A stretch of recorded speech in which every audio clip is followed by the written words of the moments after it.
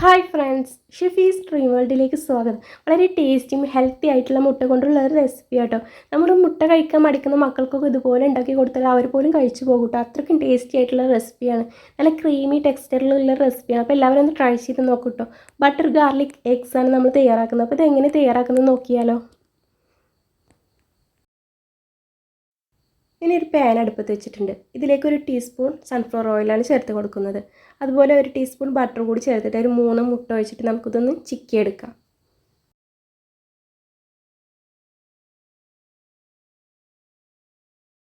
ഇതിവിടെ റെഡി ആയിട്ടുണ്ട്. ഇനി ചിക്കിയെടുത്ത മുട്ട നമുക്കൊരു പാത്രത്തിലേക്ക് മാറ്റാം.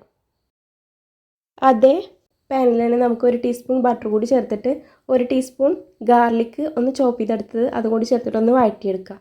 എന്നിട്ട് നമുക്ക് ഇതിലേക്ക് 2 ടീസ്പൂൺ മൈദ ചേർത്തിട്ട് ഒന്ന് മിക്സ് ചെയ്തെടുത്തിട്ട് നമുക്കിതിലേക്ക് കുറച്ച് പാലും കൂടി ചേർത്തിട്ട് കട്ടയില്ലാതെ ഒന്ന് കുറുക്കിയെടുക്കാം.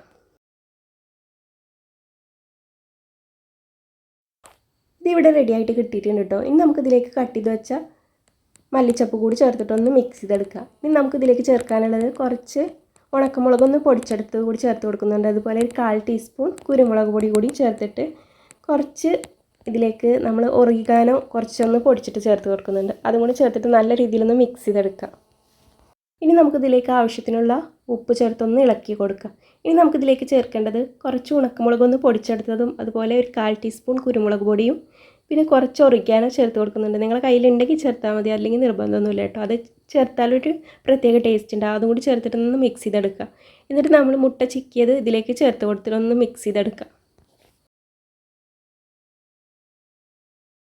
ഇതിൻ്റെ മുകളിലായിട്ട് ബാക്കിയുള്ള കട്ട് ചെയ്ത് വെച്ച് ചപ്പ് കൂടി ചേർത്ത് കൊടുക്കുന്നുണ്ട്. ഇവിടെ ഒന്ന് മിക്സ് ചെയ്തെടുക്കേണ്ട. അങ്ങനെ നമ്മൾ ടേസ്റ്റി ആയിട്ടുള്ള ബട്ടർ ഗാർലിക് എഗ്സ് ഇവിടെ റെഡി ആയിട്ടുണ്ട് കേട്ടോ. നല്ല ടേസ്റ്റിയും ക്രീമി ആയിട്ടുള്ള ഒരു റെസിപ്പിയാണ്. അപ്പോൾ എല്ലാവരും ഒന്ന് ട്രൈ ചെയ്ത് നോക്കൂ കേട്ടോ. വീഡിയോ ഇഷ്ടപ്പെടുകയാണെങ്കിൽ ഒന്ന് ലൈക്കും ഷെയറും കൂടെ സബ്സ്ക്രൈബും ചെയ്യണേ. മറ്റൊരു നല്ല വീഡിയോ ആയിട്ട് വീണ്ടും വരുന്നവരെ ബായ്.